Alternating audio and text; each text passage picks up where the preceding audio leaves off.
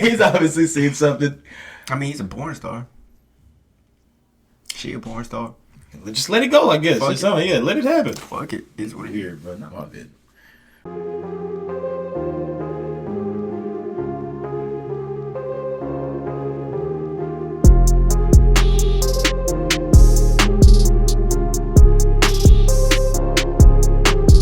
All right, what are we on? This is episode 32. 32. The World vs. Man. So let's go ahead. Just get right into it. UFC 299. Holy fuck. Wow. God damn. I mean, that, this is one of those, and I was telling y'all about this while we were watching it. This is one of those occurrences that we have when a card actually pans out how it's supposed to. Like, we always get all these cards where there's so many great fights and so many great fighters on it. Half of them don't make it to the fight.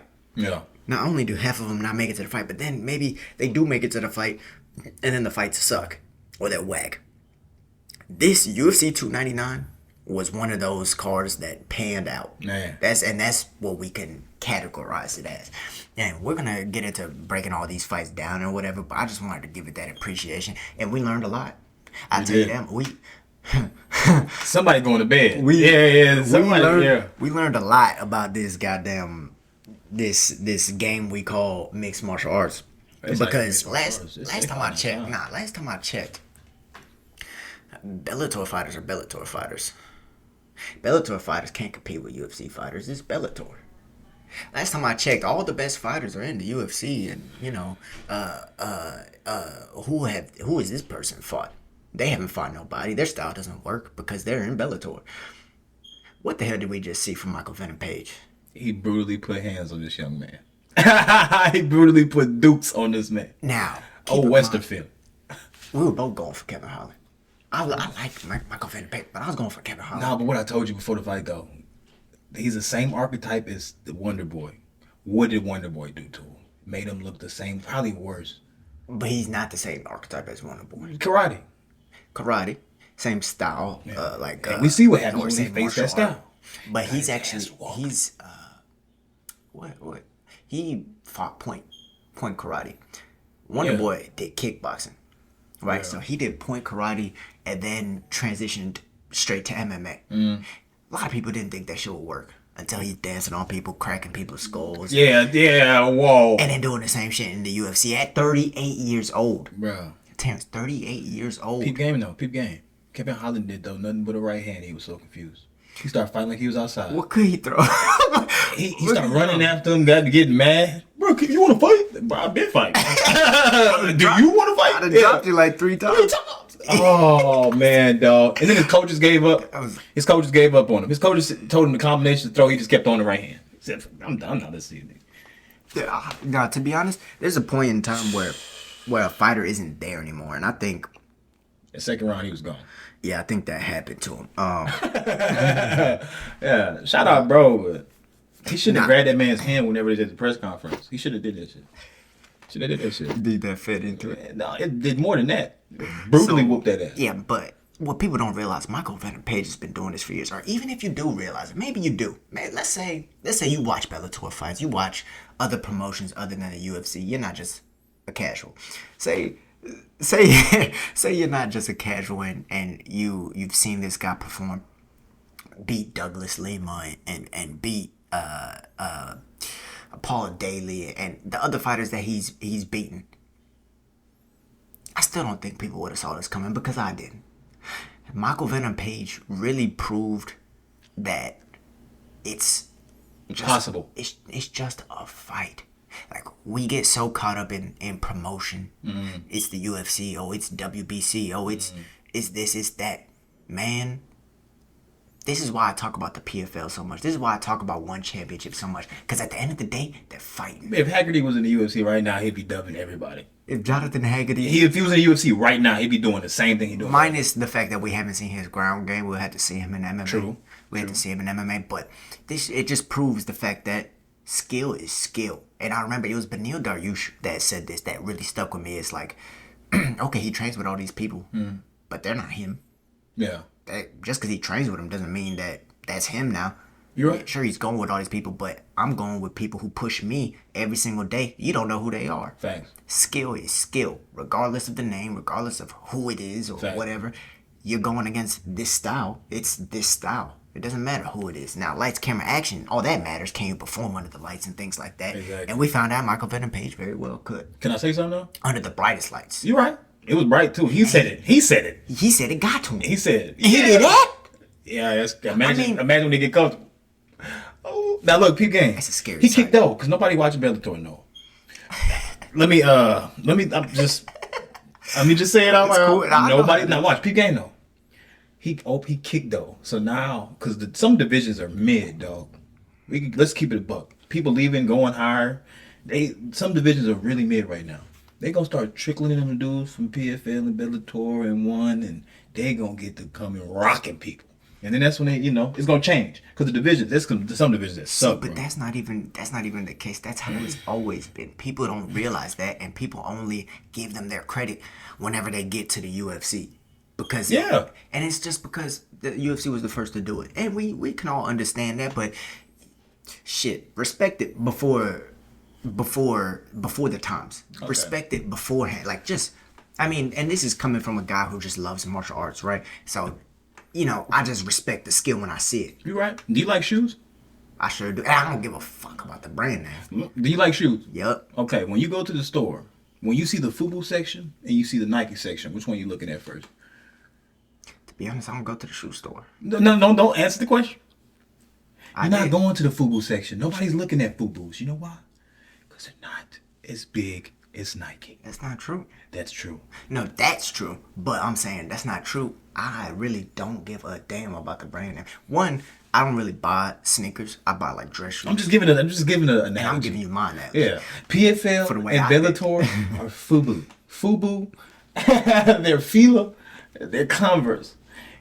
UFC is Jordan. What did Converse just Nike do to Jordan? and Adidas. What did Converse just do to Jordan? Man, because people be wearing them big boat Converse shoes all of a sudden. I don't know what's going on in the community. You see them females walk around be 7 foot tall. God.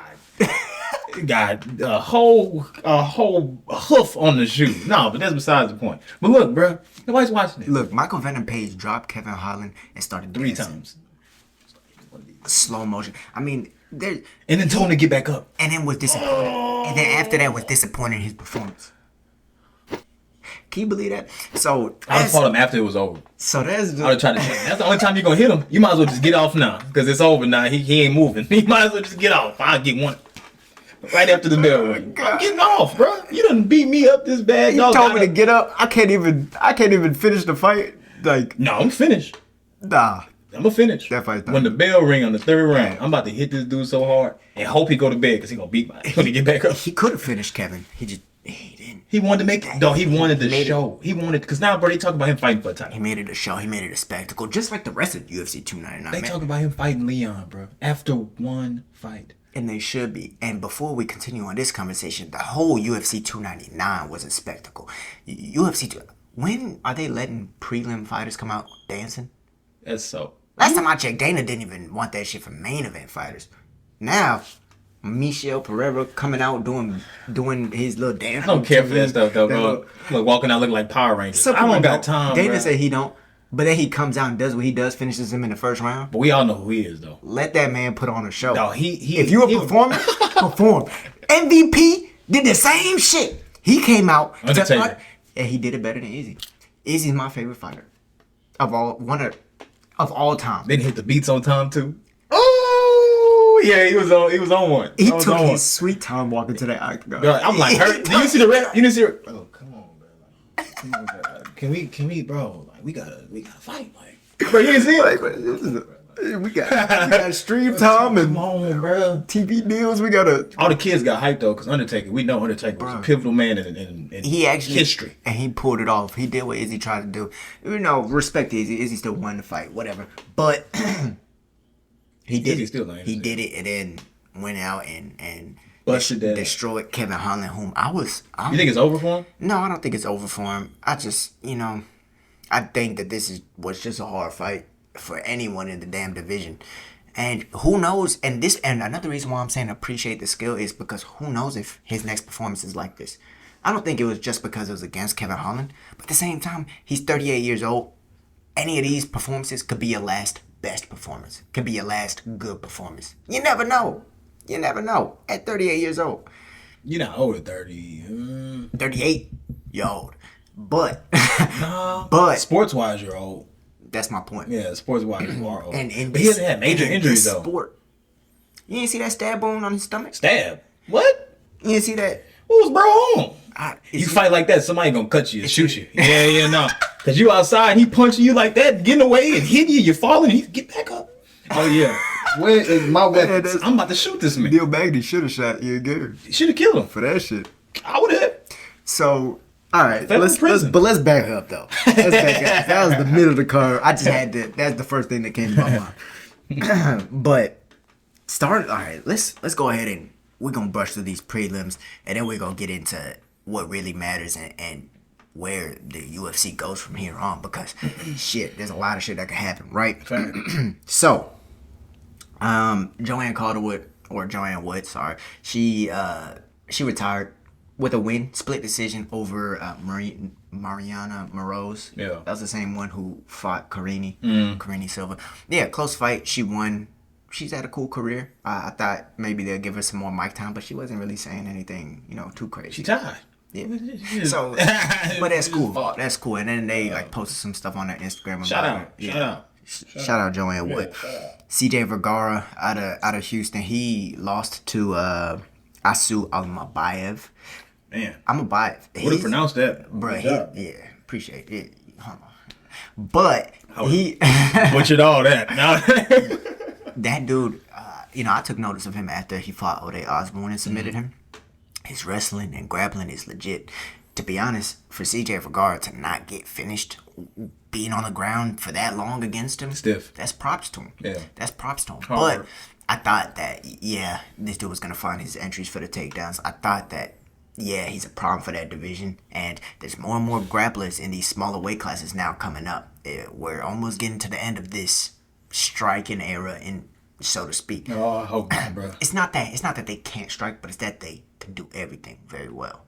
Like, for an example, all around. Mozart Evloev is that was crazy. He's very all around, but that guy can grapple. Yeah, he can wrestle. The whole round. His wrestling is better the than whole his grappling, round. but yeah. So that's my point. Anyways, he got a really good win over CJ Vergara. Yeah. Robelis Despaigne. Man, we got to talk about that.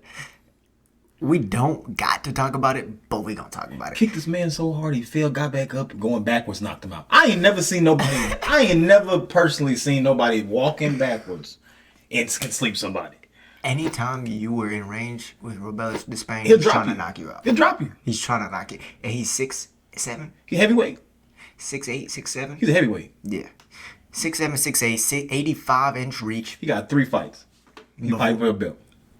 No, because what he about to do, but it was 20 seconds.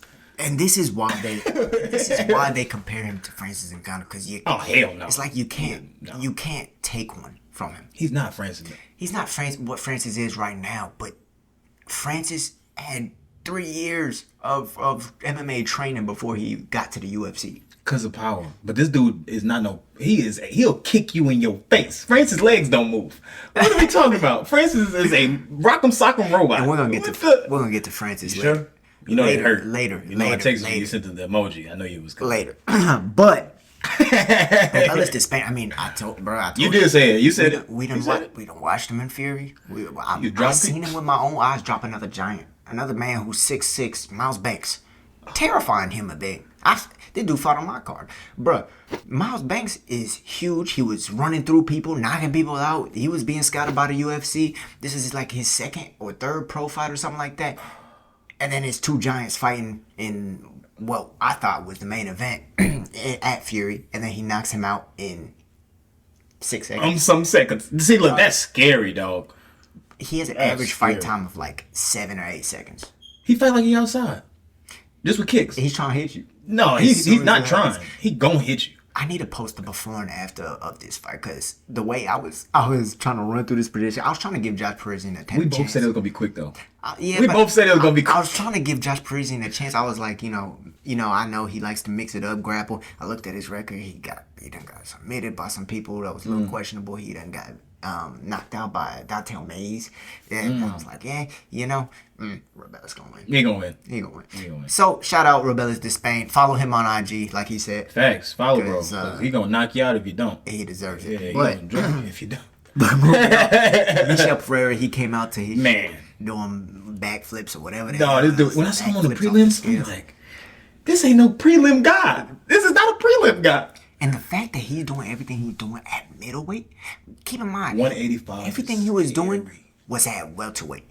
Now, this is his second fight at middleweight. He beat Andre Petrosky. There we go. He beat Andre Petrosky and then just beat Michal Oleszejczyk, who is pretty much a mirror match. It was kickboxer versus kickboxing, and he made it dude look like he didn't belong. He's at 85. He made now, and he looked big. He just made. He's humongous. He still looks listen. big. First of all, bro, he has now made the 85 division. Izzy don't want to see that man. Izzy's not going to see that man because he's gonna finish up his career with the He people gonna who retire are at the soon. top He right gonna now. retire soon. If I was him, I'd get up out of there, bro. Because these dudes coming up. He's a 180 for him. Oh yeah, look. Hey, Look, it ain't like that. I'll tell you that. I'm not saying he running, but I'm not fighting this man. This man walks around at 230 and he's getting an 85. You got me so messed up, dog. And so Oh no. I think this is a hot take. This is a little bit of a Here we go. unpopular opinion. Here we go. But I think people who could do what he can do, people who could do what MVP can do, are the best fighters in the world. I think that win or loss doesn't matter. I don't care that he has 11 losses on his record. I don't care that MVP. I mean, he has like what 3? 2. Yeah, so it's not that He only bad. had 2. 2. But if he had 6, 7 losses, I wouldn't care. Those are the best fighters in the world, in my opinion, because they're doing the same shit that even Anderson was doing. They're doing whatever they want and still winning. To a grown man, too. This dude has backflip kicked someone. That's something we talk about in the street that is like a joke. Right? He gonna backflip kick you. He does it in real life. He does it to professional fighters who know how to kill somebody with their hands. You know what that is, though? Confidence. No, but it's not. That confidence isn't just from, oh, yeah, I have the confidence to go and dance. Like, it's because they know so many different art forms. What they're doing isn't something that's new, really. Anderson Silva used to do it, but it's a way of getting people to bite without just standing there. It's a way of not only playing with their emotions, but playing with their own technical abilities. Like, this dude is a joke. All right, go and prove it. Mouth. And because he knows so many different arts, because he knows so many different techniques, he can blend everything so well. And this is like the future of martial arts, what he is doing. And it's the same thing with And he can Sean. grapple It's the too. same thing with Sean O'Malley. There's another. I think he's levels above. I think that Sean O'Malley, this might be a hot take, is the greatest striker we've ever seen in the UFC. Okay. He's the greatest striker. And why? First off, have you ever seen anybody dribble on anyone? It's not basketball. You by the talking way. about showmanship, though. That doesn't make you the best. I'm talking about art form. I'm talking Poirier about will get the wop, wop, wop, wop, maka. maybe, but part of that has to do with weight. I feel like part of that has to do with weight. I think he's the best He showman. fought the quote unquote Taporia of bantamweight, which is Petr Yan, without the ground game, minus the ground game. I give Sean credit, though. I give him credit. He beat a killer. But that's what I'm talking about. Like, dude, the fact that he's dribbling, people think he's joking or whatever. He not. He playing with you. People, man. He making, and then it hits you real hard, dog. Quick. That 1-2 is on a. That 1-2 is on a. Look, that is on a string. Exactly, and this big. And like I said, we're on gonna, a string, we're gonna boy. get into the main event. Yes, sir. Felipe Lins got the decision over Iwan Kutila, but that was Cool, a good cool. win. Kyler Phillips looked amazing against Pedro Munhoz. Bro, we was talking about that. Throwing crazy combinations like a high kick into a cross into a knee. Into Excellent with another high kick. into a high kick. And then his high kicks, what I told you, only reason why he wasn't hitting little dude with the kicks because he was little. If that was a dude his size, he's kicking his noggin like a golf ball on a tee. He's kicking it off. All Pedro had to do was, But Pedro has a fucking chin. I told yeah, you. he got him. He got him. But still, though, bro, he been losing for a minute now, At dog. 37, 38, he still has a. This Kyle Phillips dude came out of nowhere. I mean, dude, he ate like 2 straight up knees on the dome. Kept going. Pedro's a murderer. Still though, the people he fight though. Yeah, no, I think OD. the people he's fighting are just better than him. OD. He was able to beat Chris Gutierrez, which I also thought was part of the new age. But yeah, man, I don't know. I don't know if he'll ever get back to where he older now. He was, yeah, but still fun fighter to watch. Kyler Phillips, I think he needs a top. He next up. 10, top 5 opponent. He next up. He said he's not opposed to fighting Sean O'Malley. Bro, you remember when he was fighting? What? They're teammates. This is We the just talking same. about This is the same shit we've been talking about, man. Fighting your teammates. That's a risky business. Nah, but if there's money on the line though. But if he's willing to do it, I don't know what Sean said, but I know a reporter asked him about it. Sean running.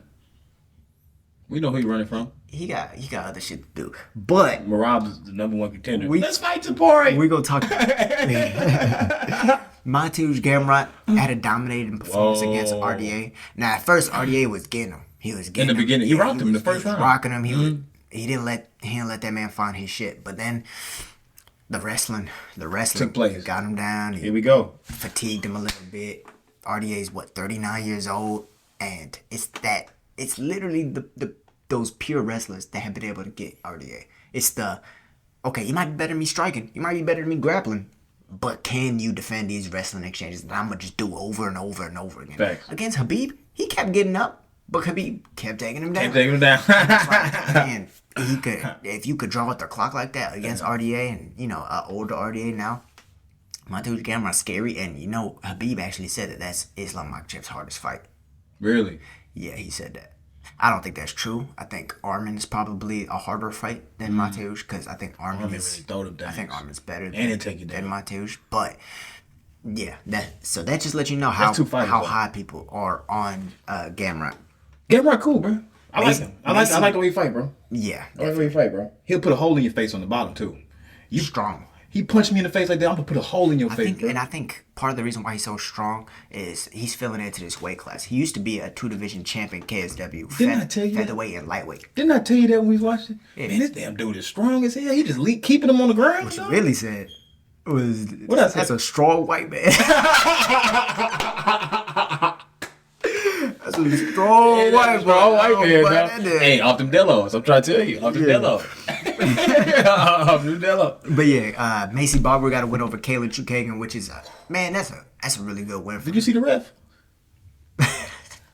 Go back and watch that ref. I did see the ref was looking at no fighting. The ref was looking at cheeks the whole time. Ref was like, as soon as they switched position to the other girl, then he started watching the fight. No, he didn't. He didn't win around to the other end. He's like, damn. He double cheeked up in this. God, ref was on BS. He was on BS, but it's the Miami ref. Yeah, look. He's like, damn, is this ass in the ring? Finally, damn. But she beat a perennial contender in Kaylin Chukagan. And a dangerous Kaylin Chukagan who's been... She old too, huh? She's 38, but she's been stopping everybody in their tracks. Not finishing them, but like stopping everyone in their tracks who's trying to get into that top 5, who's trying to fight for a title. Gatekeeper. She was the gatekeeper of that division at like ranked number 1. Yeah. For the longest. And so Macy Barber beating her, she's on like a 6-fight win streak now. Macy Barber is. They might. I want to see her win. They might start talking about a title shot soon. And she's been saying she wants that Alexa Grasso fight back. So we're gonna see. We're gonna see how that plays. I still think Alexa beats her right now, but let her get a win, maybe a finish, and we'll see. Yeah. We'll see how that plays out. But Curtis Blaydes, Jailton Almeida, unexpected. That's what Jailton Almeida get. All that, bro. That stuff he getting. Oh, stop taking her, bro. Fight, dog. He wasn't fighting. He has a 15-fight winning streak doing the same shit. Does that mean you're getting better? Don't you have to prove you're good in all facets of the game? If you consistently do the same thing, are you getting better? What did Khabib do? Give a damn. How many fights he had? 30. No, I'm talking 29. About UFC. 10 of them things. He was 14, 15. Got up out there. So we'll never would have known. We'll never find out if somebody got them things really do him in the worst way. He got up out of there, but he had less fights. I mean, more fights than Jailton. Jailton could have just been waiting until he had the strength for Curtis Blaydes, though. Take risks and shit like that. Happy for Curtis Blaydes, though, bro. Because it was looking a little down in the beginning. Jailton was out wrestling him every time. A wrestler in Curtis Blaydes, he was He had that ground game. Jumped on his back. That's the recipe, bro. If you have a ground game and you can wrestle, you don't even need to strike. But he was hitting them all in the back of the head. The ref was just like, what? If he dies, yeah. Fuck it.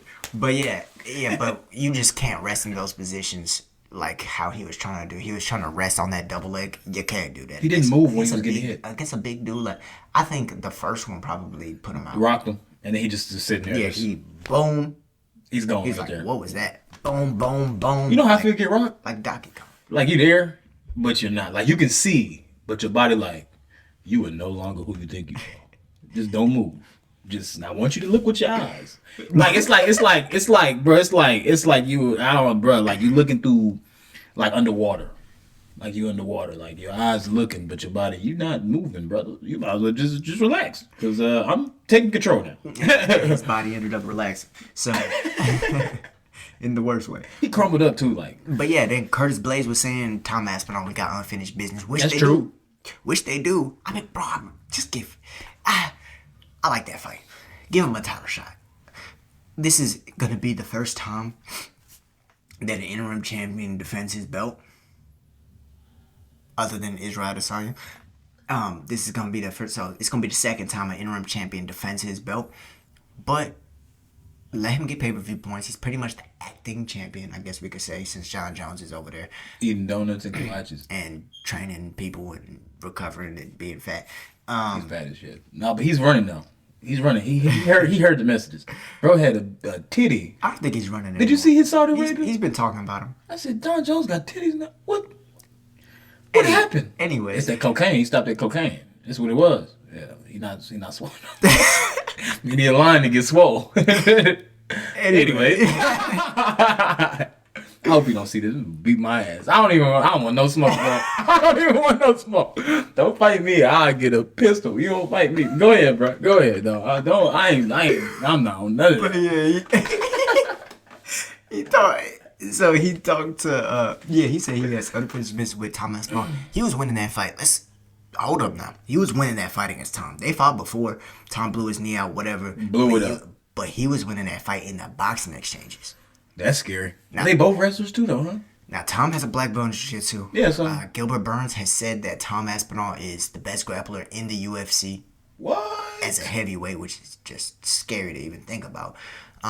If you think about what he did to Volkov, nobody does that to Volkov. Just take him down, submit him. Yeah, Volkov's a monster.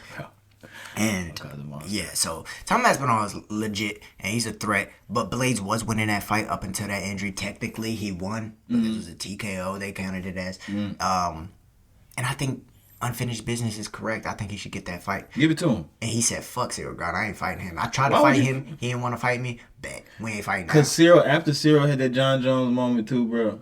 Cyril don't want to see nobody that can put him on the ground, bro. He don't want to see none of that shit, bro. I don't think that's necessarily it because he just wants to fight Tom Aspinall. I think he wants gold. He wants to. No, but he always fights the people got the belt though. You gotta think about it. Cyril? Every time. Because he's Himothy. He's Himothy. I ain't gonna lie, but bro, I need to see you do some jiu-jitsu. You 7 foot man. I need you to really, cause bro, you know what be the fight? It's probably gonna wind up being a fight. Cyril versus that dude from Fury. Robelis. They ain't gonna push him that quick. 2 fights. He dropped 2 people in 20 seconds. I guarantee you fight Cyril Gane. It depends who they are. He just dropped Josh Parisian. The next dude gonna be a random. This next dude gonna be in the top 10. That third one. 15. Top 15. Top 15. Then we fighting Cyril. Then we gonna see who's the biggest, coldest strike in all of America, you big heavyweights. We gonna find out. And then guess what happens? He drops Cyril. Oh damn. There's a lot that has to play out before Man got 2 more fights. Robelis Despaigne Got 2 more fights though. I want to see that matchup. But moving on. Now we get to the main card. Man, grease and grime. Petr Yan versus Song Yadong. Stiff. Like I said, guys, we were blessed. We were goddamn blessed with this card.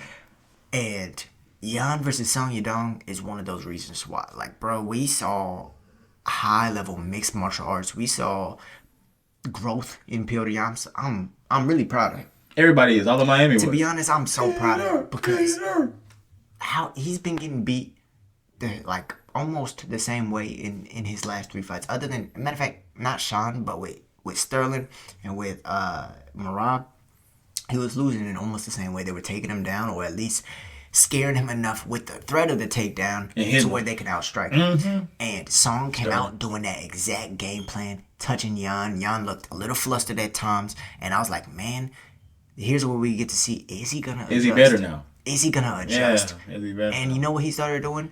The same thing. The same shit that Song Yadong was trying to do to him. He started faking the takedown, coming up with the uppercut, dousing him. Bro, Song was doing it to a T at the beginning, and then Yan was doing it. What I told you after the first round.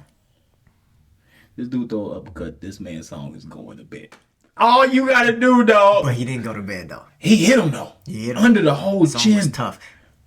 But what made it even better, what made that strategy even better was the fact that he could get Song down and stay on top. And that's what I was saying. Did you see them takedowns he was Before doing the fight, too? I was like, bro, he needs, if he can add a top game to his wrestling, because he has good wrestling. The slick ass takedowns, like you were just That talking was about, crazy. He was throwing like a cross, a switch, and then the legs came and switched up. This man has the most beautiful standing. What's up with? I didn't. Oh, he used it, bro. He need to start using it if he want to be champ. He did against Sean. No, Sean, dog. I ain't gonna lie, Sean. It don't matter if you use that shit, bro. Sean got back up though. Go do you in the worst way, which bro. gives you a perspective on his ground game, because Song Yadong is a black belt, and I know he's been training with really good guys on the ground. He's been training out here in Texas. He trains a murder in Austin. Yeah. I mean, with Damian Anderson and a little bit of B team he's been training with as well. And yeah, so he's been training with really good guys on the ground. I know he's seen those looks. And then Petr was able to do what he was doing. What he was doing to him. I guarantee he didn't practice for that neither. I guarantee he didn't train for that. Why would he be at B team? I think that they did prepare for that. I just think Song in the second round was still close. I mean, it was a good fight. It was a good fight. The first round was close. The first round, Song won. It was close. He won the first round, lost the second barely lost by the a third. hair, and then lost the third. No, he lost the third. Yeah, and so I thought the only mistake Song really made was closing that guard. Don't close that guard. Don't close that guard. Yeah. You gotta work. I mean, close it, rest, and then work. You remember you looking at the time? Yeah. You looking at the time? Yeah. And so I mean, essentially, Petr kind of beat him the same way that Corey did. So now I just think it is a little bit drip back to the drawing board, but everyone knows Song is high level. Everyone knows it, so he's only gonna need a name next. Get him a name next. He'll be back right there fighting the top 5. He's not marketable, and bro. then he is marketable. He is marketable. They had Miami. Kung Fu Petr. This is Miami. This is Petr Yan, former champion. Come on, bro. Can't compare the two. But anyways, I think Song will be back. Petr, what's next for him? Corey. Chito. Oh. Chito got to get that pace up, bro. But they both have the same problem. So, yeah. They both got the same issue. Okay, so moving forward. It'll be a good fight. So moving forward, because Chito, all right, so we're just fucking. He got to say it. We're just going to do it. So, he got to say it. Cheeto versus Sean. First off. Damn, you. Fuck Gilbert. Oh, no. We're going to get back to it. Oh, yeah. Damn. We're going to get back to it. I'm about to say. But hot sauce. Sean O'Malley proved why he's still undefeated. Yeah. Everyone was clowning him. I was talking mess. Oh, he not undefeated. He don't got that dog in him. He can't do this. He don't got that dog in him. He really a pussy. I don't know. I fell asleep. I was getting tired of watching that shit, bro. He was fucking over Chito. I don't know how you and Bam fell asleep. I don't know how y'all did that. I was falling asleep. Physically, I couldn't. I was falling asleep. And I was up, I was up at like 6 o'clock the next morning. Look, I couldn't fall asleep. There was too much on the line. It was too much. And the fact that he just destroyed Chito from the first round to the last. When he hit him with the knee, I stopped watching. Then you heard that crack? Yeah, it was over. I knew, bro, when he hit him with the knee. Because look, now he like, oh, I'm not fucking with bro no more. Every time he came in, he got hit with some shit that he ain't never expected.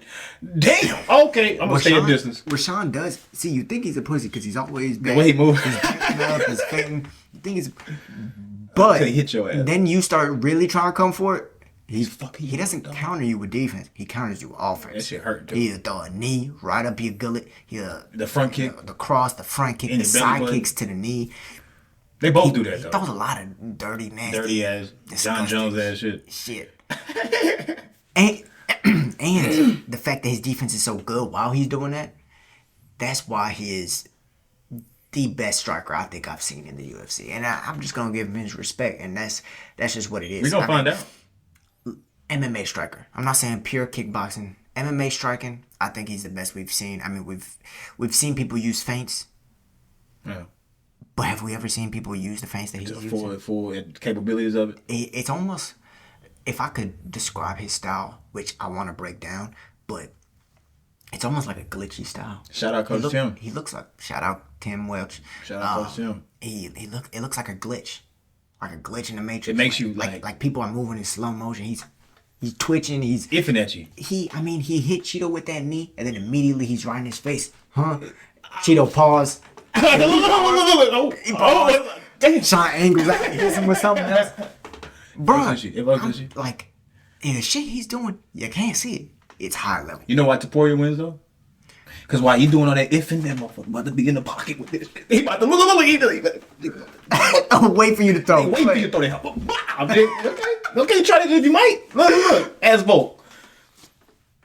Bobblehead. That's crazy. Asbolt. Disrespect. No, when you doing all that little if Volk tried it too, he was doing all that shit. That nigga move an inch. Okay, so move an inch. It'll be a different fight, and that's not what's next for You Sean. tee me up. I want to fight. Look. For Sean, try me if you might. I get up in the fight. That's not what's next for Sean though. Merab gonna whoop that butt. He's gonna fight Merab. Ilya said fight Merab first. Merab's number one contender, clear cut. He's trying to run. He's a runner. He's a track star. He mentioned Merab in his post fight. I just think he really doesn't want to take that fight. I mean, I just think he thinks there's not much in it for him. He wants to do big fights. This was a big fight. He wants to go to Spain. He wants to go to Spain. That's about it. He wants to go to Real Madrid. He want to play FIFA. He wants to fight the dude who brought his belt to the Real Madrid game. He wants to fight that guy. He wants to fight someone who's damn near a bigger star than him, because that'll skyrocket. You talk about wanting to be like McGregor. You talk about that's the reason he wants that fight. He's not running from Merab. You think he's scared of Merab? He's not scared. He's not scared. Chito's a scary person. He's not scared of Chito. It is. Shit. Now I'm not saying he can beat Merab like how he beat Chito. Bro. But he can make it look that way. No. If he No. Henry Cejudo, Merab. If Sean O'Malley throws the same punch, Merab is in another universe. Merab is on Looney Tunes. What I'm saying. but say Merab gets out that first round. Say he starts shooting that single and he starts just putting the pace on him.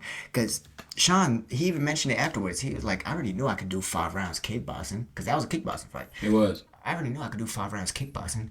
But it's when you had the wrestling in, I still have questions there. All that stuff, because look, kickboxing, he knows how to save his stamina during the kickboxing.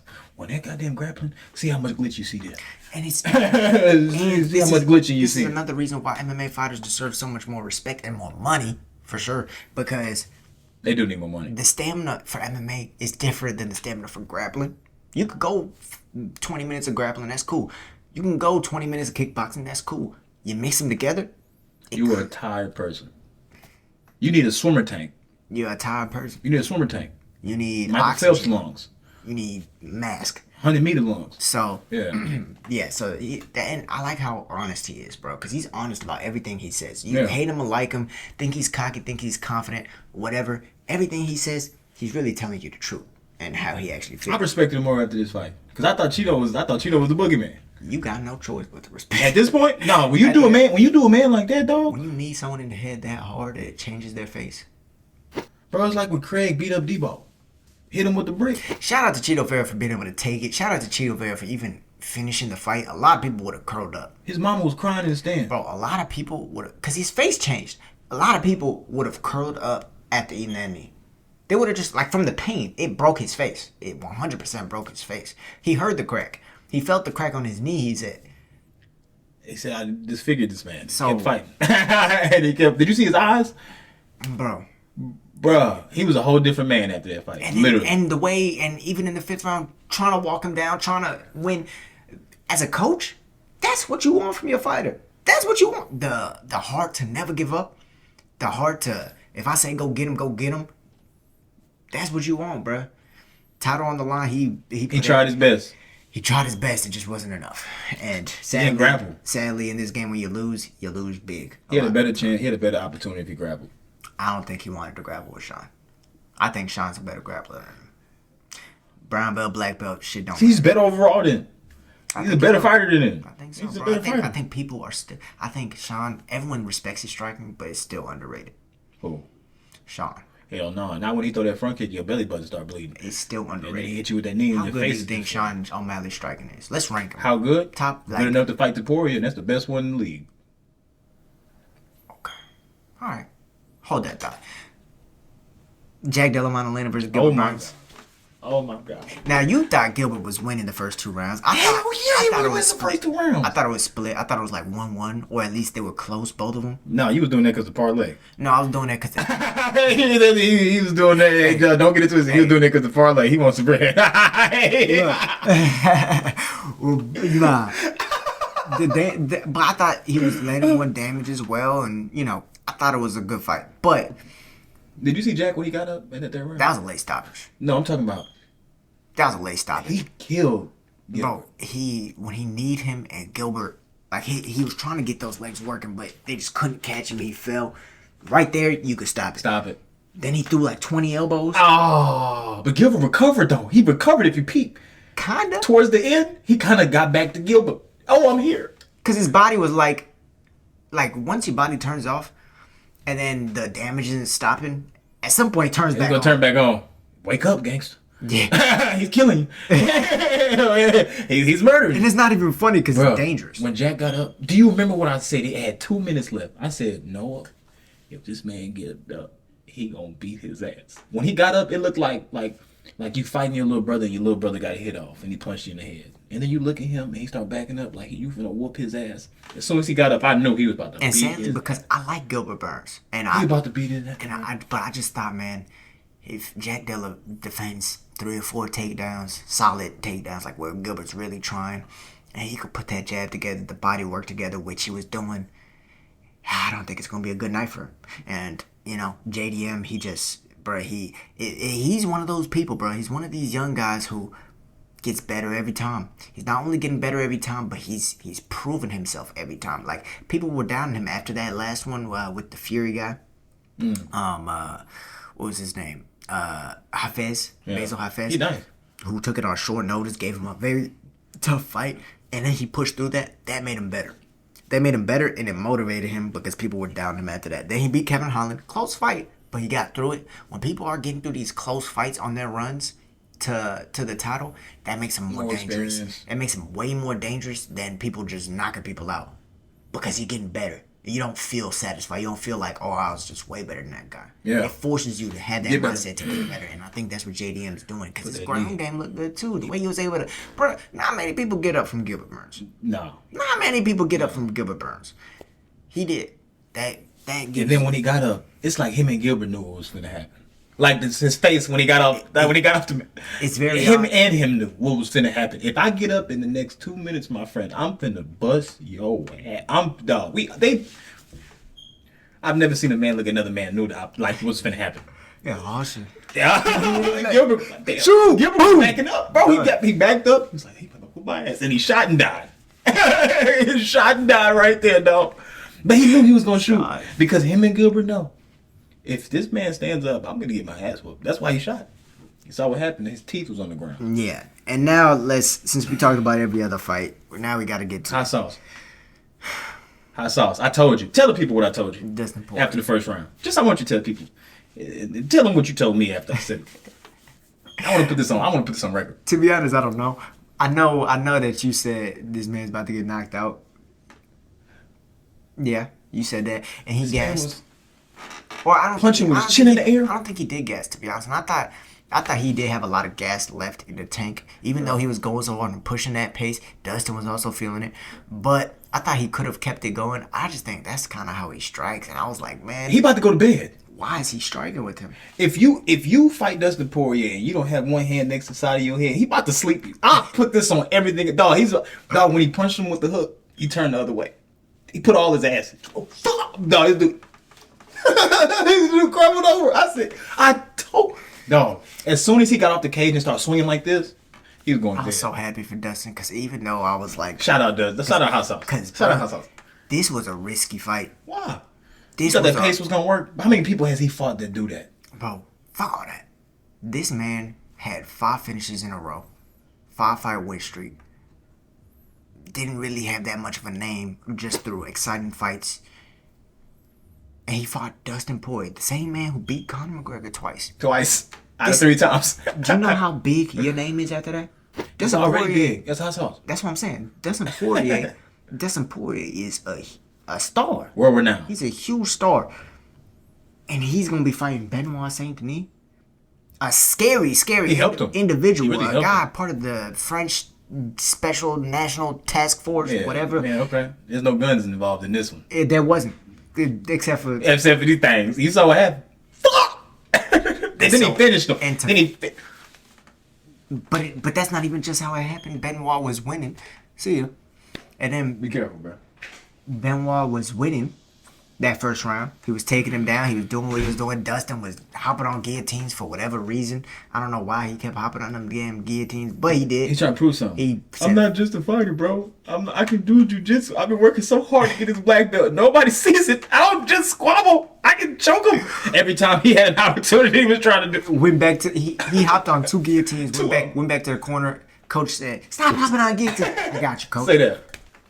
I hopped on another one. You know why? It was the pressure. He was just trying to choke his ass out. It wasn't even the pressure. He was just trying to really, he was trying to choke him out. You tired of that shit, bro? Okay, you want to keep doing this bear shit like you a grizzly bear? I'm going to show you something. I'm going to choke you like a damn, okay, choke you like a bitch.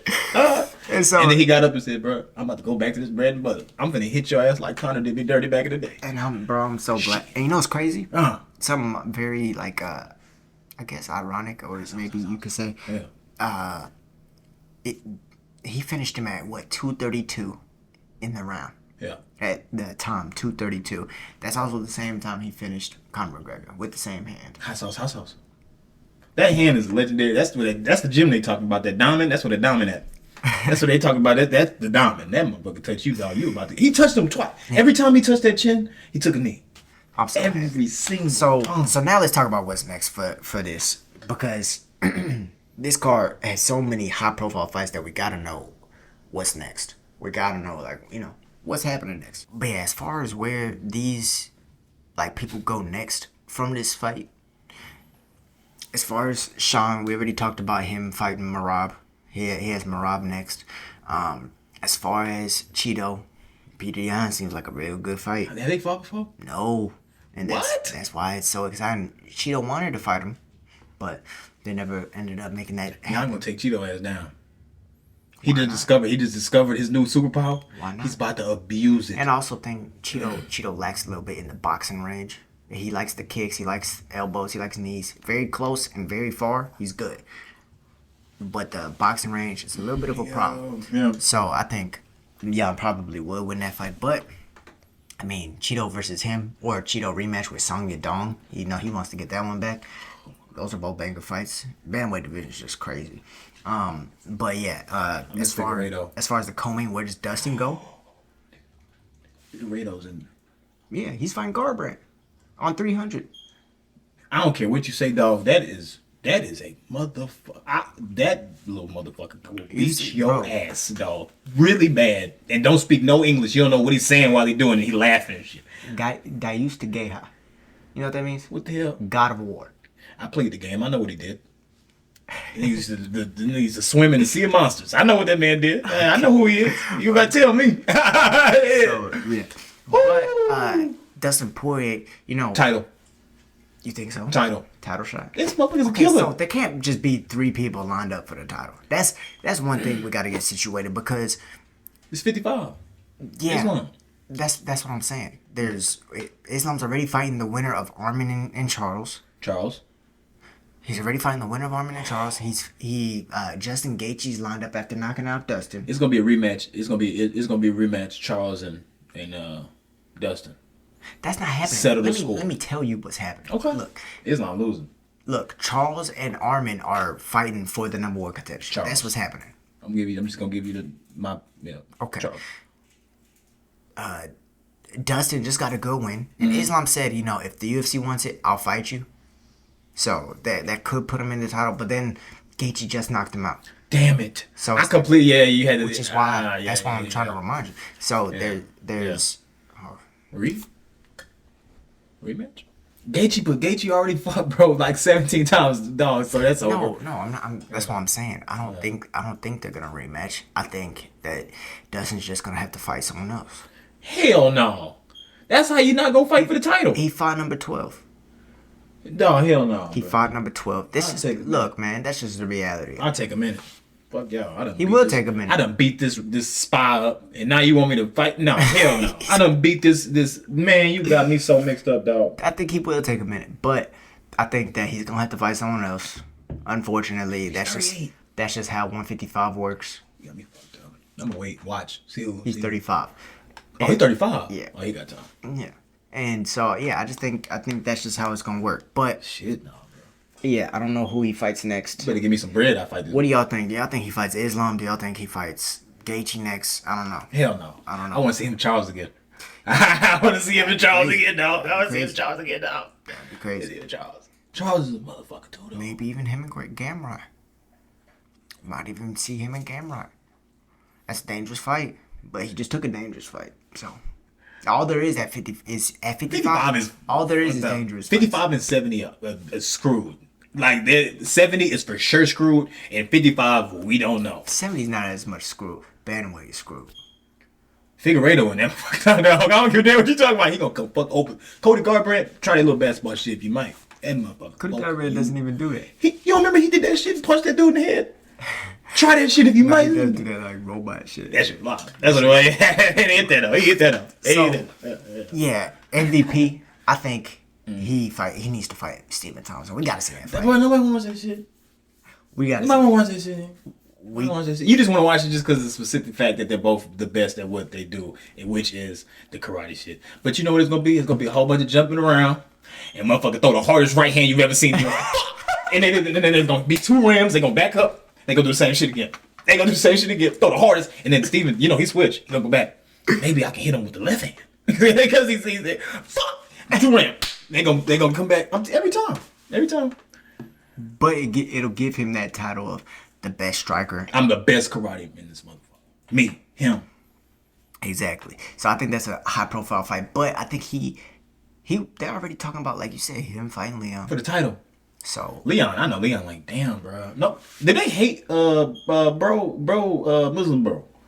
They hate that motherfucker. They don't even talk about him. They hate Bilal. Must be saying some nefarious things on the behind the scenes. They don't even talk about this dude. He's number 1. Bilal is gonna fight 15. He won. Well, no. I think because they didn't book Leon for 300, I think he's gonna get his title shot. You know what's crazy? He wasn't even offered that fight for 300. No, they don't fuck with Bilal. They offered 3 people to Leon. None of them were. He said yes to all of them. And none of them were Bilal Muhammad. That's terrible. But yeah, so I think they don't fuck with Bilal. So I think MVP needs to. He's either gonna fight Stephen Thompson, or who else? I don't know. JDM says he wants to fight Shavkat.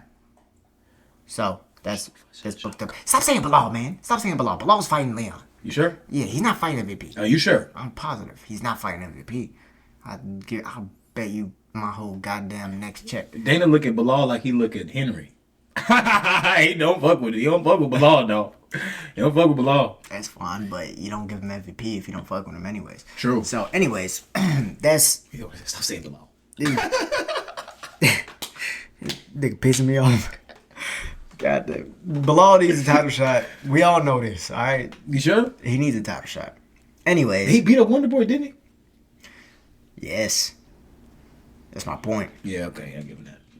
That's hard. It's hard to whoop his ass. Stephen Wonderboy Thompson versus Skull Crusher. I bet you this, when they go to the press conference, he ain't gonna grab that snake. I bet you motherfucking I don't think there's many people who would grab that dumbass. He don't even know what he was getting into. He grabbed that snake and then motherfucker beat his ass. Look.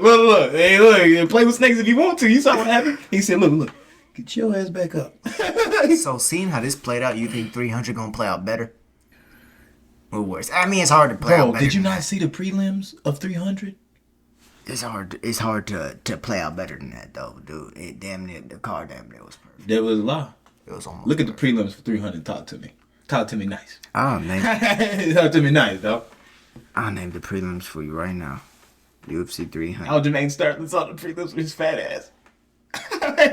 Space Sterling's on the prelims. Oh no, they don't give a damn, dog. They don't give a damn, dog. They don't give a damn. Prelims, right? We're talking about Prelims. Fuck the beta card. Okay. Prelims. Yuri Prochazka versus Alexander Rakic. Nigga Yuri. Nigga what? Okay, all right. This is on the prelims. No, you can't make this. Calvin shit Kattar versus Aljo. Calvin Kattar. Yeah, Holly Holm versus Kayla Harrison. Sadiq Youssef versus Diego Lopez. That's a banger.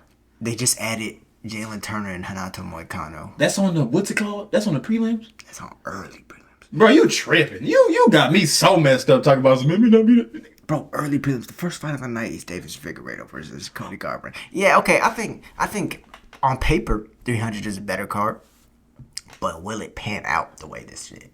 I think it's gonna be different. I think everybody going to bed. I think it's gonna be a card of people going to bed. This one, people went 3, people went 5. This whole motherfucker's going. Where is it at? sleep. If it's in Austin, Texas, maybe because people go to bed in Austin. Where's this at? 300? It's in Vegas. It has to be. It's going. If it's in Vegas, bro, that the crowd never this big. Everybody going to sleep. Bo Nickel, Cody Brundage is on the main card. That should have been on. Why is that? That should have been on the fucking. They're trying to build him. Bo Nickel. They're trying to build him. Charles Oliveira, Armin, Gaethje versus Holloway. Whaley. Holloway. Oh, no, they go to bed. No, they go to bed. Bro, no, they go to bed. I think Holloway wins it. Oh, that's right. Gaethje's fighting Holloway. That's it. That's another number one contender fight. That's it. That's what we didn't even. Yeah. So they're pretty much saying, who is the real number one contender on this card. They said Armin and Charlie Alice versus Gaethje and Max Holloway. I got Holloway. So it's like they're seeing who is the number one contender. Maybe the winner who isn't as impressive is going to be the one that fights Dustin. I don't want to see Gaethje again. Hopefully he wins. It's gonna go to decision though. These crazy motherfuckers. They gonna get rocked 17 times and make the decision. Look, 30-29. One of them. Yeah, one of them. Someone's going to bed. You think so? 5 rounds. It ain't gonna be bro For the BMF. Hawaiian bro. He ain't going to bed. He can't go to bed. He can't. It's proven. It's impossible. These niggas to go to bed. So you saying Justin Gaethje loses it? I don't know. I can't say that. But what I can say is that Max is not going to be the same Max that fought Dustin. That was a short notice Max. That was a Max who didn't build up to the weight. This is a Max with a full training camp who built up to the weight. He looks more solid. He was already a big featherweight. Now he's a actual lightweight. Dustin thinks that Max is going to beat Gaethje as well. And Dustin knows firsthand because Dustin not only fought him twice, but Dustin also, he remembers when he was landing all that power on Max. Max didn't go to bed. In the 3rd round, Max had him covered up, curled up against the corner, landing like 20 different shots from all over. And Dustin hitting left. Dustin like this, just trying to survive. And if he gets Gaethje curled up like that, like Gaethje going to bed. Who knows? We've watched him with the added weight that he's gonna have. Yeah. It might affect his cardio, but if it doesn't, that's your ass. Yeah. So, goddamn it, man. I've been wanting to watch Charles Oliveira fight for a long time, dog. And it's gonna happen. Dog, he be doing that wiggle wobble. That boy beat your ass, boy. Don't speak no English. You don't know what he's saying. Oh, Charles Oliveira. Yeah. He's him. Very the people's exciting. champ. Very exciting. Now, all right. So we're almost done with the episode. So we got to talk about Francis Ngannou versus Anthony Joshua. Told your ass. You know, it was a hard one to watch for me. I'll let you go after, but it was a hard one to watch because I just feel like things played out too quickly. They played out too quickly. We almost went somewhere to watch that fight, mind you. You continue. Let me shut up. So I'm saying, I think it played out too quick. I think Francis showed his hand a little bit too quickly. I knew he was going to go southpaw eventually, but I thought it was going to maybe 3 or 4 rounds. Let Joshua try and think he has a game plan for your orthodox stance, and then switch his stance, and then start throwing that 2 to the body, 2 up top. I think that he got a little uncomfortable in the orthodox, wanted to switch it up because Joshua, he started off having good range and Francis wasn't landing the left hook like how he usually wants to. I think Francis, the commentators were saying he was calm, he was patient. I think he rushed it. I think he rushed it in his head. He had a lot of confidence, which will help you if used correctly. But if not, it'll hurt you. And I think that with all that confidence came a little bit of a rushing game plan when he couldn't connect the way he thought. I feel like he maybe envisioned the fight a certain way and it didn't pan out. But I don't think he let nobody down. I don't like how he you saw what he posted after the fight. He was like, man, I'm sorry I let you guys down, whatever. Bruh, look, at the end of the day, Francis Ngannou, you're looking at the wrong one, bro. That's your camera. Look, Francis Ngannou, he's still the baddest person on the planet. And I look, you can sit however you want. No, I'm just listening. I'm just taking it in. Just taking it in. Francis Ngannou is still the baddest man on the planet. I don't think this hurts his stock really. Okay, maybe it hurts his stock a little bit. His leg almost broke. But just because his stock was unreasonably high. There's no higher you can get. He beat Tyson Fury. He was already the lineal combat sports heavyweight champion of the world. Your stock can only go down. If it goes up from there, you're Floyd Mayweather. On some crazy shit. So, but I think ultimately you can't hate on what he's done. Like, I don't know how you could talk bad about Francis after he's giving you so much. At the end of the day, if you live by the sword of knocking niggas out, you're gonna die by the sword eventually of knocking niggas out. Conor McGregor knocked people out. How did he get it? He's on movies now. That's how he got it. But continue. Yeah, he's on movies. He's done. After being slumped over. No, I'm saying that's the reason why he's on movies. You live by the sword, you're gonna die by the sword. Right, yeah. Charles Oliveira, he lived by the carnage, Damn. he died by the carnage. Yeah. And now he can come back and he can change it up, but it's gonna happen to you eventually in this game, and you're going against one of the best boxers in the world. Matter of fact, if you want to be real, now the lineal heavyweight champion, because I thought Francis Ngannou was already. Anthony Joshua is the lineal heavyweight champion. I think styles make fights, man, at the end of the day. Tyson Fury landed those same shots. He just didn't have the power. Anthony Joshua was an athlete. He is strong as a goddamn ox. And he's 6'6" with an 82-inch reach. I mean, goddamn it. That's Anthony Joshua. So it's like, yeah, those are my thoughts on it. Now you go ahead. You sure? Mm-hmm. Can you handle this shit, bro? I just want to make sure you're good. One, it was a bad style matchup. Because the way you beat Joshua, you had to be in the pocket fighter. Like a Mike Tyson type of style. That's the way you beat him. What's the Mexican dude that beat him, the small one? Andy Ruiz. He beat him because he got in the pocket. You don't need to be arranged with this dude. This dude would knock you out from 2 days away. You need to be right here with it. Ngannou can't do that. He barely know how to box. You could tell because every time he get hit with the overhead right, what was he doing? He had a problem leading back. Yeah. He's not the baddest man in the world, bro. Matter of fact, no, the first time he got hit. It's a bad matchup. The first time he got hit with the overhand right was when he went southpaw. Dumbass. Because as soon as he went southpaw, Joshua threw the right. Threw that sucker, dog. Mm-hmm. Wow. And he threw it, but it wasn't all overhand. It was straight. He threw it right through the guy. It was just a picture perfect, sharp punch. You ever see and that's why it knocked him out. You ever see the baddest man on the planet with an oxygen mask on, with his legs? They almost got a gurney for him.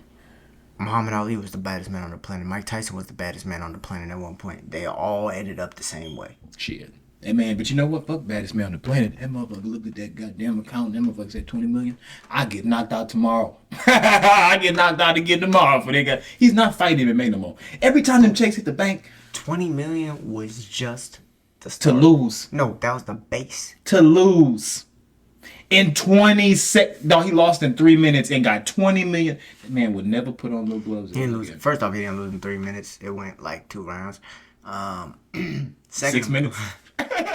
He lost in 6 minutes and got $20 million. Hey, so I'm gonna keep wearing these gloves, Dana. But yeah, so do you think he should stop boxing, or you think he should Hell continue no. on in MMA, or? A bonus is $50,000 in MMA. This nigga lost and got $20 million. Base before pay-per-view. Oh yeah, it's the MMA. This shit does. He won't fight John Jones. Let John Jones put on some boxing gloves. Hey, you want to come over here? I would never fight this man with boxing gloves. Hell no, he get his ass whooped. He get his ass whooped. No, but bro, we probably won't get to see the baddest man on the planet. That won't ever happen. He made too much money now. It's probably not gonna happen, bro. Cause bro, you gotta understand, like, what's the best for your family? What's the best for your lifestyle? What's the best? Man, you'd be an idiot to do that. But is it the best for his lifestyle though? Because in reality, that's 3 times the damage he would have taken in a loss in MMA. Because he got knocked down, which in MMA, they would have jumped on him. He got back up.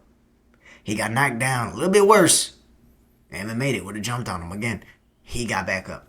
No. Until the final one where he got knocked down and couldn't get back up because he was completely unconscious. They had to give him an oxygen mask. Like, bruh, that's 3 knockouts in one. I wouldn't be surprised if he didn't remember the whole night. Because I've heard of people who got hit, not as hard as that, who didn't remember the whole entire night leading up to it. So it's like, bruh, you talk about, oh, it's better for my family. Is it really? Yeah. You got the 20 mil. They do too. Take care of your kids. Yeah, they gonna be taken care of. Sometimes, bro, you gotta, like you said, live by the sword, die by the sword. I'm about to get smited if that's up to me. You can hit me with the whole sword. Excalibur. You gonna keep fighting? Hell yeah. You give me $20 million, I don't give a damn. That's what I'm doing. that is what I am. I am a professional boxer. You tripping. Because he can go fight Mexican dude. Okay, so Wilder. So say this. Yeah. Maybe not the same money. Say, because he wouldn't be getting $20 million in his next fight. It would be less. No, that'd be less. So say he can make $10 million boxing, or he can make $10 million in MMA. Which one should he fight? What you mean? You're not making $10 million in MMA. God damn it! Answer the question. If You're not doing that though. That's not realistic. Listen. Dana gave out $50,000 bonuses, and you get paid $50 to fight. That's 100 bands. 100. We're not talking about Dana. We're talking about Saudi Arabia. Look. They gonna give you money on the side. Listen.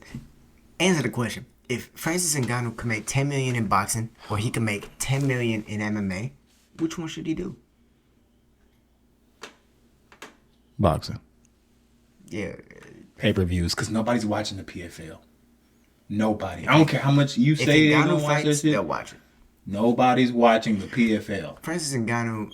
Buying pay-per-view to watch it? Francis Ngannou just beat Stipe Miocic. He just beat Tyson Fury. Yeah, and then he just lost. How the fuck is this man gonna come back? No, how is he gonna recover? How is he gonna come back from the greatest defeat? We've never seen this man even get dropped, let alone get dropped 3 times. How is he gonna come back? And he's coming back in MMA to his dominant sport. He's the baddest man on the planet. This is his first fight in the PFL, and he's going against damn a 6'8" Renan Ferreira big ass knockout artist who just knocked out Ryan Bader in 20 seconds. The baddest man on the planet. Stop saying that. He is not the baddest man on the planet. Who is? Not that motherfucker. He just went to bed. How is he the baddest? Would you fight him? Shit, no. I'm not the baddest man on the planet. I'm not fighting that man. I can shoot him. I shoot him in his head. Your answer Pause. That was bad. Is everyone else's answer. Hell no. I'm not going to fight him. I know 3 people. Would you rather fight Francis Ngannou or John Jones?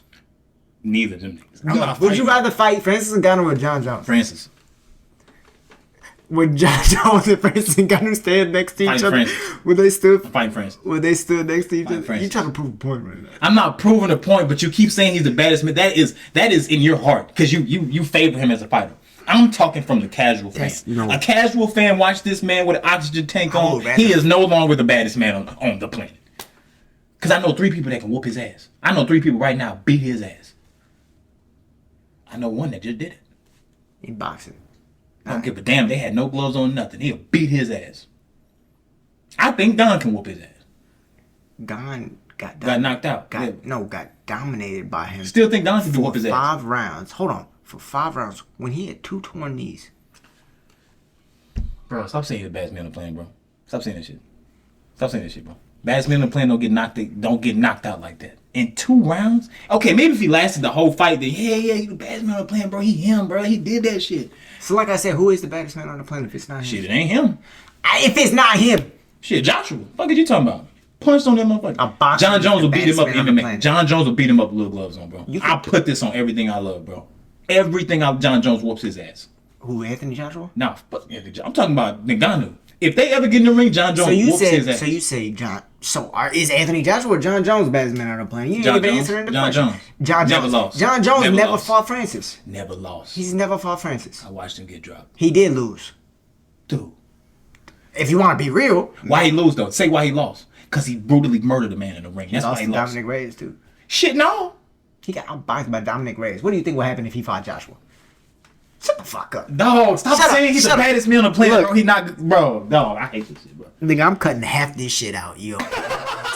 Your ass repeating your goddamn self. This, look. You can't even give me a solid explanation. You just want to hate this nigga. And you want to love him. He is not the baddest man on the planet. This man broke his leg getting knocked out. You talking about he's the baddest man on the planet. I can't hear that shit. You motherfucker got carried out on the stretcher, bro. I'm not trying to hear none of that shit, bro. Nigga leg folded over and shit. I'm not trying to see none of that shit. Cut that shit out, nigga. I'm gonna let y'all finish this conversation. I can't talk to this nigga no more, bro. I can't talk to him no more.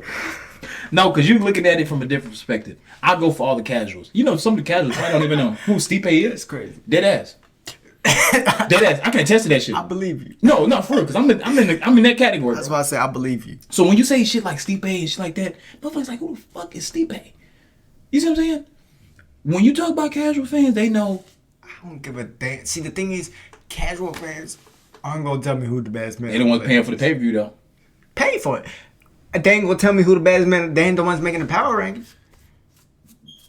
Bro, I'm sorry your favorite fighter got beat up, bro. That's not my I'm sorry. favorite fighter. I'm sorry. Yes, he is. I'm sorry he got beat up. If John Jones got his ass whooped, that shit hurt me, too. I ain't gonna lie. I'd be sick, too. I'd be sick to my stomach. Oh, that's your favorite fighter? I thought Alex Pereira was your favorite fighter. Yeah, not just one. Alex Pereira, John Jones. Yeah, with Alex- Izzy was at first. Izzy was at first until I realized Alex Pereira was a thing. Alex Pereira was the baddest man on the planet for you. Bro, when that motherfucker... What happened when he I'm gonna tell you why. got dropped I'm gonna tell you why he tumbling became... and I'm rumbling? gonna tell you why, bro. When they said... Because, bro, when I first started watching MMA, bro, my first, real fight I watched was when Izzy humped, bro. I saw that and Gaslam. So I'm like, damn, this motherfucker is cold, bro. So I was 100% Izzy fan. And then they said, bro, there's this dude that was whooping his ass back in the day. Fickle.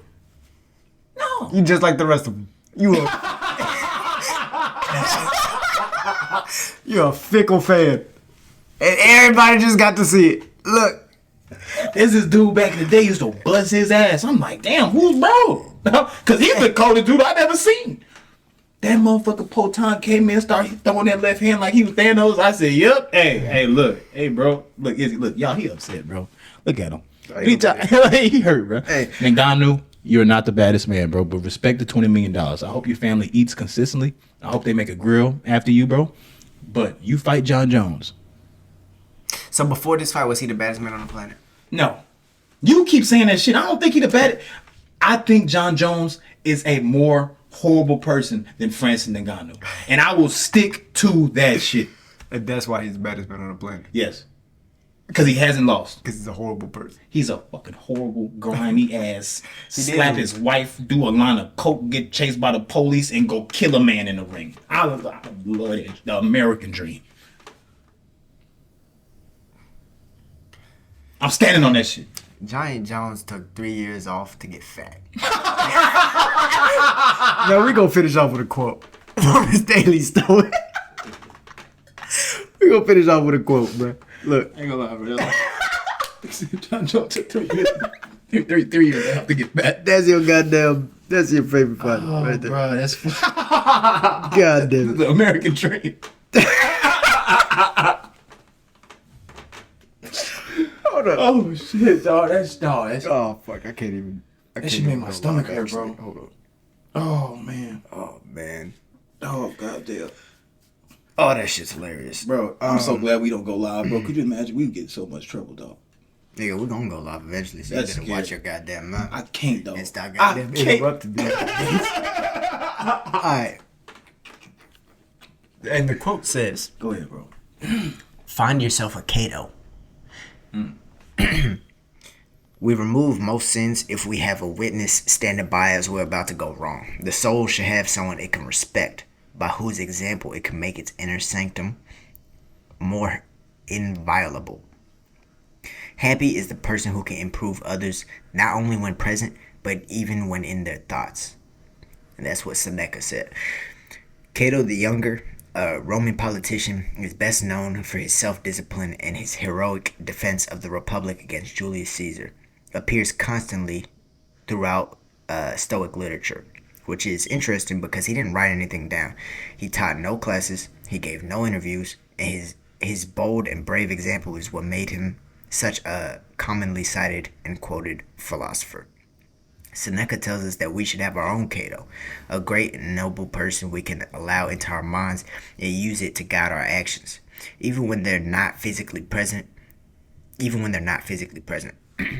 economist Adam Smith had a similar concept, which he called the indifferent spectator. It doesn't have to be an actual person, just someone who, like Seneca said, can stand witness to our behavior. Someone who can quietly admonish us if we are considering doing something lazy, dishonest, or selfish. And if we do it right and live our lives in such a way, perhaps we could serve as someone else's Cato or a indifferent spectator when they need it. Did you get that one just for me? Nah.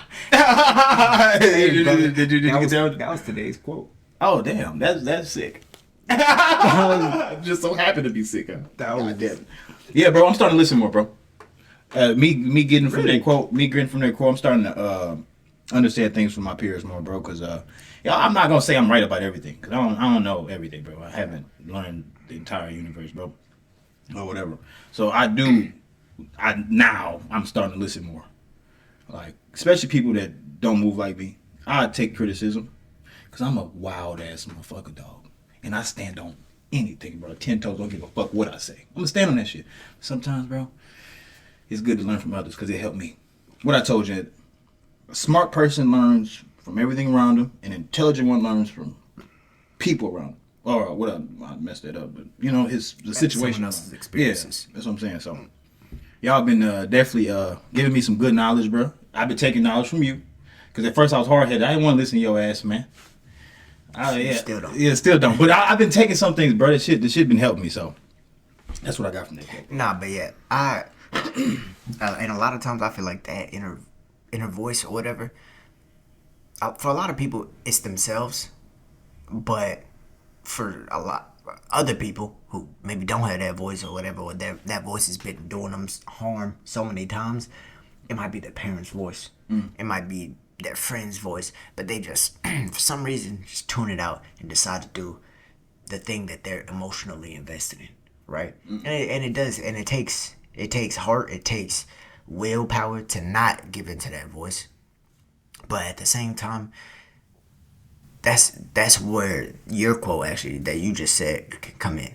Man, you fill your head with enough of those other voices, those outside voices that are positive, that are doing positive things, that are living honest lives, that are doing things in the right way. You see, damn, that person's happy. Why? How can I be like that?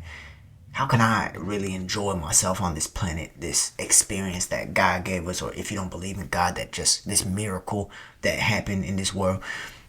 How can I enjoy this experience instead of dreading it every day? And when you want to learn, when there's a will to learn, There's a way. there's a way to learn. Amen. And so I think that you gotta want to first. You can't just wake up one day and just become a good person without actually wanting to pursue it, because it takes work and it's not easy and it's gonna be hard and there's gonna be times where you hate yourself, and it's good to hate yourself. It's good to hate the bad parts about you, because that's the only way they're going to be extinguished. That's the only way you're ever really going to truly change them. And that's the only way you can grow as a human being and be better. I think that the reason I like this experience that we're living so much is because I get to learn every day. It's because I get to grow every day. It's because I get to see myself 5 years ago and I'm a totally different person. I'm disgusted of who I was 5 years ago because I've made those changes and grown so much to become the person I am today. And I know in the next 5 years, I hope I'm the same way. I hope in the next 5 years, I'm disgusted of the person I am today because I'm just so much better. And it's like doing that when you see these 5 year intervals, or it could be as small as 6 month intervals to who you are compared to who you were, and you see these improvements. Just how good can I get? How much better can I get? How many lives can I improve?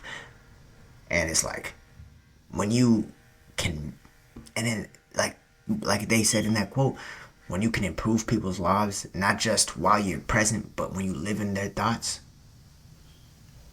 generally you're a happy man. Yeah. I be trying to drop ism all the time, dog. But y'all don't want to believe. Y'all don't believe me too. No, we don't believe. No, it's okay. It's okay. No. The stuff I gotta tell y'all, it's gonna hit y'all down the line. And you could be like, damn, T. Will was really on that. In time, my brother. In time. 32. 32. Man. All right. We out, guys. Like.